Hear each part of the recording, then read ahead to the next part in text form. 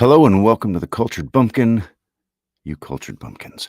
Today I had a fun time. I went to the Golden Triangle Theater and I talked to the high school class there. It was a good many kids. They were very eager and we talked about voice acting. I told them how they could get into it. So that was a lot of fun. Had a lot of great questions. It was great. I thoroughly enjoyed myself. And so now we're going to do Southern Sherlock, Chapter 11 of The Hound of the Baskervilles. My boys are over at their cousin's house tonight, having a sleepover, and I am, my two girls are waiting on me to watch a movie, so I'm probably going to just do one chapter tonight. All right, Chapter 11. The extract from my private diary, which forms the last chapter, has brought my narrative up to the 18th of October, a time when these strange events began to move swiftly towards their terrible conclusion. The incidents of the next few days are indelibly graven upon my recollection, and I can tell them without reference to the notes I made at the time. I start then from the day which succeeded that upon which I had established two facts of great importance. The one, that Mrs. Laura Lyons of Coombe Tracy had written to Sir Charles Baskerville and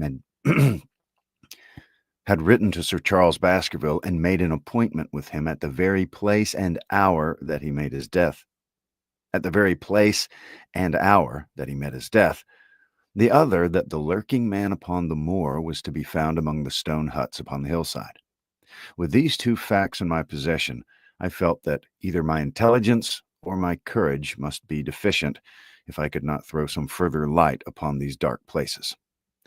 I had no opportunity to tell the baronet what I had learned about Mrs. Lyons upon the evening before, for Dr. Mortimer remained with him at cards until it was very late.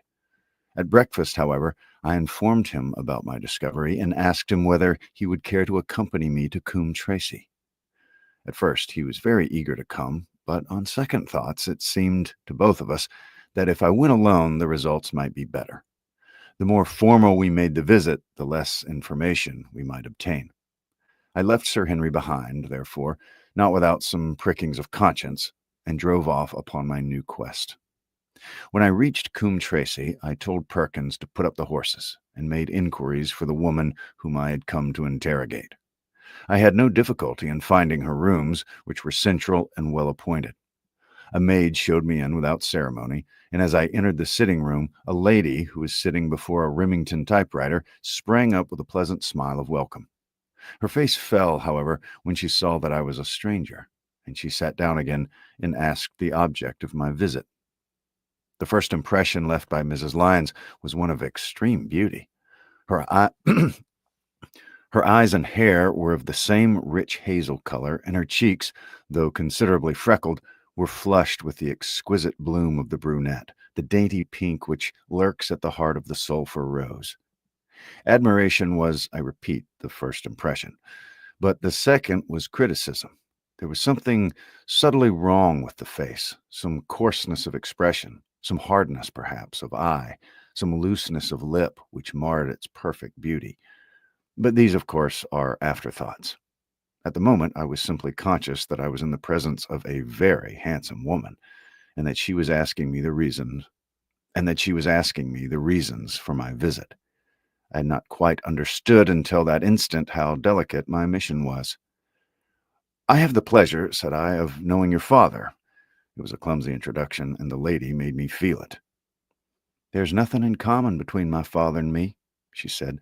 "I owe him nothing, and his friends are not mine. If it were not for the late Sir Charles Baskerville and some other kind hearts, I might have starved for all that my father cared for."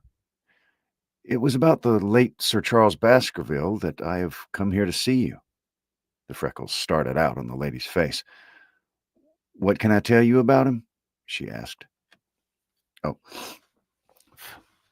what can I tell you about him?" she asked, and her fingers played nervously over the stops of her typewriter. "You knew him, did you not?" "I have already told you that I owe a great deal to his kindness. If I'm able to support myself, it's largely due to the interest which he took in my unhappy situation."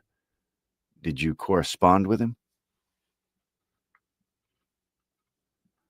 The lady looked quickly up with an angry gleam in her hazel eyes. "What's the object of these questions?" she asked sharply.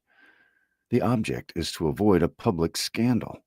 It is better that I should ask them It's better that I should ask them here than that the matter should pass outside our control." She was silent, and her face was still very pale. At last she looked up with something reckless and defiant in her manner. "Well, I'll answer," she said. "What are your questions? Did you correspond with Sir Charles?" "I certainly wrote to him once or twice to acknowledge his delicacy and his generosity." "Have you the dates of those letters?" "No." "Have you ever met him?" "Yes, once or twice when he came to Coombe Tracy. He was a very retired man, and he preferred to do good by stealth." "But if you saw him so seldom and wrote so seldom, how did he know enough about your affairs to be able to help you, as you say he has done?" "As you say he has done." She met my difficulty with the utmost readiness. "There were several gentlemen who knew my sad story and united to help me. One was Mr. Stapleton, a neighbor and intimate friend of Sir Charles's. He was exceedingly kind, and it was through him that Sir Charles learned about my affairs." I knew already that Sir Charles Baskerville had made Stapleton his almoner upon several occasions, so the lady's statement bore the impress of truth upon it.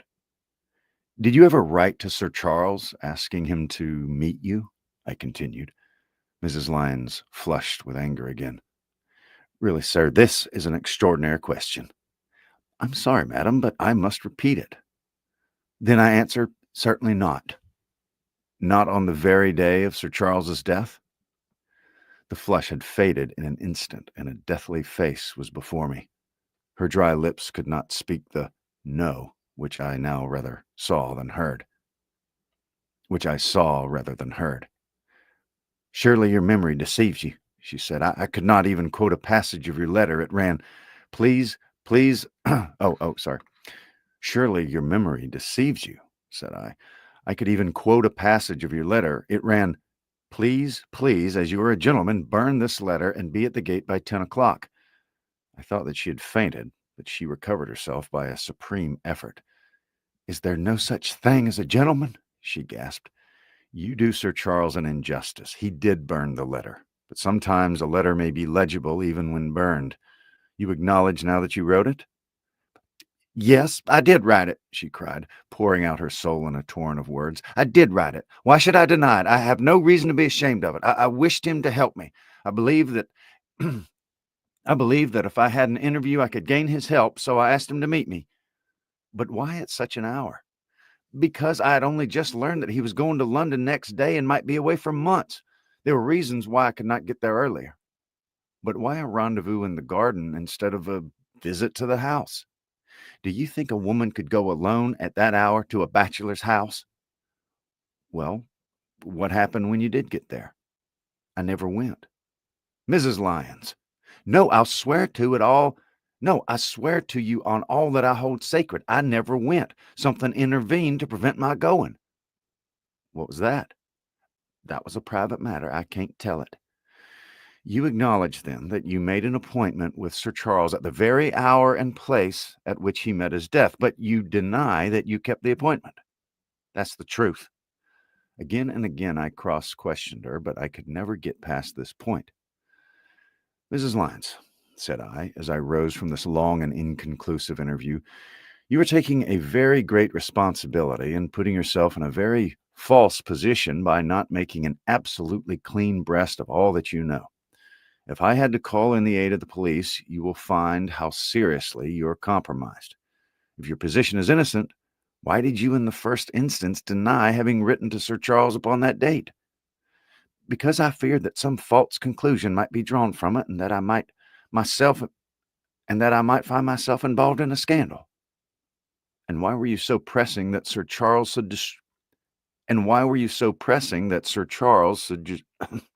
excuse me. And why were you so pressing that Sir Charles should destroy your letter?" "If you'd read the letter, you'll know." "I did not say that I read all the letter." "You quoted some of it." I quoted the postscript. The letter had, as I said, been burned, and it was not all legible. I ask you once again why it was that you were so pressing that Sir Charles should.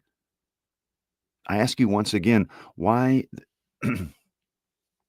I ask you once again why it was that you were so pressing that Sir Charles should destroy. Man, I'm having trouble apparently with Sir Charles should. I ask you once again why it was that you were so pressing that Sir Charles should destroy this letter which he received on the day of his death. The matter's a very private one. The more reason why you should avoid a public investigation. I'll tell you then. If you've ever heard anything of my unhappy history, you'll know that I made a rash marriage and had reason to regret it. I have heard so much. My life has been one incessant persecution from a husband whom I abhor. The law is upon his side, and every day I'm faced by the possibility that he may force me to live with him. At the time that I wrote this letter to Sir Charles, I learned that there was a prospect of my regaining my freedom if certain expenses could be met. It meant everything to me: peace of mind, happiness, self-respect, everything. I knew Sir Charles's generosity, and I thought that if he heard the story from my own lips, he'd help me. Then how is it that you did not go? Because I received help in the interval from another source. Why then did you not write to Sir Charles and explain this? So I should have done had not I seen his death in the paper next morning. The woman's story hung coherently together, and all my questions were unable to shake it. I could only check it by finding if she had indeed instituted divorce proceedings against her husband at or about the time of the tragedy. at or about the time of the tragedy. Man, these gnats are. Hmm. It was unlikely that she would dare to say that she had not been to It was unlikely that she would dare to say that she had not been to Baskerville Hall if she really had been, for a trap would be necessary to take her there, and could not have returned to Coombe Tracey until the early hours of the morning. Such an excursion could not have been kept secret. The probability was, therefore, that she was telling the truth, or at least the part of the truth. I came away baffled and disheartened. Once again, I had reached that dead wall which seemed to be built across every path by which I tried to get at the object of my mission. And yet the more I thought of the lady's face and of her manner, the more I felt that something was being held back from me. Why did she turn so pale? Why should she fight against every admission until it was forced from her? Why should she have been so reticent? Why should she have been so reticent at the time of the tragedy? Surely the explanation of all this could not be as innocent as she had. Surely the explanation of this could not be as innocent as she would have me believe. For the moment, I could proceed no farther in that direction, but must turn back to the other clue which was to be sought for among the stone huts upon the moor. That was a most vague direction. I realized it as I drove back and noted how hill after hill showed traces of the ancient people. Barrymore's only indication had been that the stranger lived in one of these abandoned huts, and many hundreds of them are scattered throughout the length and breadth of the moor. But I had my own experience for a guide, since it had showed me the man himself standing upon the summit of the Black Tor. That then should be the center of my search. From there, I should explore every hut upon the moor until I lighted upon the right one. If this man were inside, if this man were inside it, I should find out from his own lips, at the point of my revolver if necessary, who he was and why he had dogged us so long. He might slip away from us in the crowd of Regent Street, but it would puzzle him to do so upon the lonely moor. On the other hand, if I should find the hut and its tenant should not be within it, I must remain there, however long the vigil, until he returned. Holmes had missed him in London. It would indeed be a triumph for me if I could run him to earth where my master had failed. Luck had been again Luck had been against us again and again in this inquiry, but now at last it came to my aid, and the messenger of good fortune was none other than Mr. Franklin, who was standing gray-whiskered and red-faced outside the gate of his garden, which opened onto the high road along which I traveled. "Good day, Mr. Watson," cried he with unwonted good humor. "You must really give your horses a rest and come in to have a glass of wine and to congratulate me." My feelings toward him were very far from being friendly after what I had heard of his treatment of his daughter, but I was anxious to send Perkins and the wagonette home, and the opportunity was a good one. I alighted and sent a message to Sir Henry that I should walk over in time for dinner. Then I followed Franklin into his dining room. "It's a great day for me, sir, one of the red-letter days of my life," he cried with many chuckles. "I have brought off a double event. I mean to teach him in these parts that law is law, and that there is a man here who does not fear to invoke it. I have established a right-of-way through the center of old Middleton's park, slap across it, sir, within 100 yards of his own front door. What do you think of that? We'll teach these magn We'll teach these magnates they cannot ride roughshod over the rights of commoners. Confound them! And I've closed the wood where the Fenworthy folk used to picnic. Those infernal people seem to think that there are no rights of property, and they can swarm where they like with their papers and their bottles. Both cases decided, Dr. Watson, and both in my favor. I hadn't had such a day since Sir John Moreland I hadn't had such a day since I had Sir John Moreland for trespass because he's shot in his own warren." "How on earth did you do that?" "Look it up in the book, sir. It'll repay reading. Franklin versus Moreland, Court of Queen's Bench. It cost me £200, but I got my verdict." "Did it do you any good?" "None, sir, none. But I'm proud to say I had no interest in the matter. I act entirely from a sense of public duty. I have no doubt, for example, that the Fenworthy people will burn me in effigy tonight. I told the police last time that if they did stop these, I told the police last time they did it. Excuse me. I told the police last time they did it that they should stop these disgraceful exhibitions.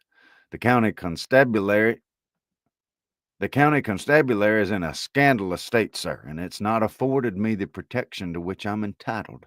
The case of Franklin versus Regina will bring the matter before the attention of the public. I told them that they'd have occasion to regret their treatment of me, and already my words have come true." "How so?"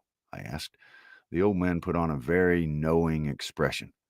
"Because I could tell 'em what they are dying to know, but nothing would induce me to help the rascals in any way." I'd been casting round for some excuse by which I could get away from his gossip, but now I began to wish to hear more of it. I had seen enough of the contrary nature of the old sinner to understand that any strong sign of interest could be the surest way to stop his confidences. Some poaching case, no doubt," said I with an indifferent manner. "Ha ha, my boy, a very much more important matter than that. What about the convict on the moor?" I started. "You don't mean to know where he is?" said I. "I may not know exactly where he is, but I'm quite sure that I could help the police to lay their hands on him. Has it ever struck you that the way to catch a man was to find out where he got his food and so trace it to him?" He certainly seemed to be getting uncomfortably near the truth. "No doubt," said I, "but how do you know that he's anywhere upon the moor?" "I know it because I've seen with my own eyes the messenger who takes him his food." My heart sank for Barrymore. It was a serious thing to be in the power of this spiteful old busybody, but his next remark took a weight from my mind. "You'll be surprised to hear that his food is taken to him by a child. I see him every day through my telescope upon the roof. He passes along the same path at the same hour, and to whom should he be going except to the convict?" Here was luck indeed, and yet I suppressed all appearance of interest. A child? Barrymore had said that our unknown was supplied by a boy. It was on his track, and not upon the convict's, that Franklin. It was upon his track, and not the convict's, that Franklin had stumbled. If I could get his knowledge, it might save me a long and weary hunt, but incredulity and indifference were evidently my strongest cards. I should say that it was much more likely that it was one of the moorland shepherds taking out his father's dinner. The least appearance of opposition struck fire out of the old autocrat. His eyes looked malignantly at me, and his gray whiskers bristled like those of an angry cat. "Indeed, sir," said he, pointing out over the wide-stretching moor. "Do you see that black tor over yonder? Well, do you see the low hill beyond with the thorn bush upon it? It's the stoniest part of the whole moor. Is that a place where a shepherd would likely take his station? Your suggestion, sir, is a most absurd one." I meekly answered that I had spoken without knowing all the facts. My submission pleased him and led him to further confidences. You may be sure, sir, that I have very good grounds before I come to an opinion. I've seen the boy again and again with his bundle every day and sometimes twice a day. But wait a minute, Dr. Watson. Do my eyes deceive me, or is there at present something moving upon that hillside? It was several miles off, but I could distinctly see a small, dark dot against the dull green and gray. "Come, sir, come," cried Franklin, rushing upstairs. "You'll see with your own eyes and judge for yourself." The telescope, a formidable instrument mounted upon a tripod, stood upon the flat leads of the house. Franklin clapped his eye to it and gave a cry of satisfaction. "Quick, Dr. Watson, quick, before he passes over the hill." There he was, sure enough, a small urchin with a little bundle upon his shoulder, toiling slowly up the hill. When he reached the crest, I saw the ragged, uncouth figure outlined for an instant against the cold blue sky. He looked around him with a furtive and stealthy air, as one who dreads pursuit. Then he vanished over the hill. "Quick, Dr. Watson, quick!" Oh, sorry. "Well, am I right?" "Certainly, there is a boy who seems to have some secret errand." "And what the errand is, even a county constable could guess. But not one word shall they have from me, and I bind you to secrecy also, Dr. Watson. Not a word. You understand? Just as you wish. They have treated me shamefully. When the facts come out in Raglan versus Regina, I venture to think that a thrill of indignation will run through the country. Nothing would induce me to help the police in any way. For all they cared, it might have been me instead of my effigy, which these rascals burned at the stake. Surely you're not going. You'll help me to empty the decanter in honor of this great occasion." But I resisted all his solicitations and succeeded in dissuading him from his announced intention of walking home with me. I kept the road as long as his eye was on me, and then I struck off across the moor and made for the stony hill over which the boy had disappeared. Everything was working out in my favor, and I swore that it should not be through lack of energy or perseverance. And I swore that it should not be through lack of energy or perseverance that I should miss the chance which fortune had thrown in my way. The sun was already sinking when I reached the summit of the hill, and the long slopes beneath me were all golden green on one side and gray shadow on the other. A haze lay low upon the farthest skyline, out of which jutted the fantastic shapes of Belliver and Vixen Tor. Over the wide expanse there was no sound and no movement. One great gray bird, a gull or curlew, soared aloft in the blue heaven. He and I seemed to be the only living creatures between the huge arch of the sky and the desert beneath it. The barren scene, the sense of loneliness, and the mystery and urgency of my task all struck a chill into my heart. The boy was nowhere to be seen, but down beneath me, in a cleft of the hills, there was a circle of old stone huts, and in the middle of them there was one which retained sufficient roof to act as a screen against the weather. My heart leaped within me as I saw it. This must be the burrow where the stranger lurked. At last, my foot was on the threshold of his hiding place. His secret was within my grasp. Almost done. Gotta take a quick sip of water. Hope you're doing well, whether you're live or catching the replay. Thank you for watching. Make sure you subscribe if you haven't. And yes, this is a Tostitos jar that I'm drinking water out of. Okay.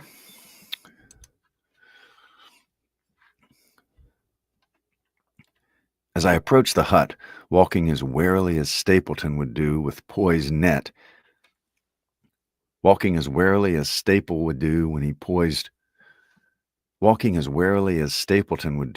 when with poised net he drew near the settled butterfly, I satisfied myself that the place had indeed been used as a habitation. A vague pathway among the boulders led to the dilapidated opening which served as a door. I don't know if you could hear my stomach right there, but gracious, I got to do that whole line again. A vague pathway among the boulders led to the dilapidated opening which served as a door. All was silent within. The unknown might be lurking there, or he might be prowling on the moor. My nerves tingled with the sense of adventure. Throwing aside my cigarette, I closed my hand upon the butt of my revolver, and walking swiftly up to the door, I looked in. The place was empty. But there were ample signs that I had not come upon a false scent. This was certainly where the man lived. Some blankets rolled in a waterproof lay upon that very stone slab upon which Neolithic man had once slumbered. The ashes of a fire were heaped in a rude grate. Beside it lay some cooking utensils and a bucket half full of water. A litter of empty tins showed that the place had been occupied for some time, and I saw, as my eyes became accustomed to the checkered light, a pannikin and a half-full bottle of spirits standing in the corner. In the middle of the hut, a flat stone served the purpose of a table, and upon this stood a small cloth bundle, the same, no doubt, which I had seen through the telescope upon the shoulder of the boy. It contained a loaf of bread, a tinned tongue, and 2 tins of preserved peaches. As I set it down again, after having examined it, my heart leaped to see that beneath it there lay a sheet of paper with writing upon it. I raised it, and this was what I read, roughly scrawled in pencil. Dr. Watson has gone to Coombe Tracy. For a minute I stood there with the paper in my hands, thinking out the meaning of this curt message. It was I, then, and not Sir Henry, who was being dogged by this secret man. He had not followed me himself, but he had sent an agent, the boy perhaps, upon my track, and this was his report. Possibly I had taken no step since I had been upon the moor which had not been observed and reported. Always there was this feeling of an unseen source. Always there was this feeling of an unseen force, a fine net drawn round us with infinite skill and delicacy, holding us so lightly that it was only at some supreme moment that one realized that one was indeed entangled in its meshes. If there was one report, there might be others, so I looked around the hut in search of them. There was no trace, however, of anything of the kind, nor could I discover any sign which might indicate the character or intentions of the man who lived in this singular place, save that he must be of Spartan habits and cared little for the comforts of life. When I thought of the heavy rains and looked at the gaping roof, I understood how strong and immutable must be the purpose which had kept him in that inhospitable abode. Was he our malignant enemy, or was he by chance our guardian angel? I swore that I would not leave the hut until I knew. Outside, the sun was sinking low, and the west was blazing with scarlet and gold. Its reflection was shot back in ruddy patches by the distant pools which lay amid the great Grimpen mire. There were the 2 towers of Baskerville Hall, and there a distant blur of smoke which marked the village of Grimpen. Between the two, behind the hill, was the house of the Stapletons. All was sweet and mellow and peaceful in the golden evening light, And yet, as I looked at them, my soul shared none of the peace of nature, but quivered at the vagueness and the terror of that interview which every instant was bringing nearer. With tingling nerves, but a fixed purpose, I sat in the dark recess of the hut and waited with somber patience for the coming of its tenant. And then, at last, I heard him. Far away came the sharp clink of a boot striking upon a stone. Then another, and yet another, coming nearer and nearer. I shrank back into the darkest corner and cocked the pistol in my pocket, determined not to discover myself until I had an opportunity of seeing something of the stranger. There was a long pause which showed that he had stopped. Then once more the footsteps approached, and a shadow fell across the opening of the hut. "It's a lovely evening, my dear Watson," said a well-known voice. "I really think you'd be more comfortable outside than in." That is the end of chapter 11. And that's where we'll stop for the evening. Thank you very much for watching and listening. I will be try to do it again tomorrow around same time. And we're coming up on the end. We only have 4 more chapters left, 12, 13, 14, 15.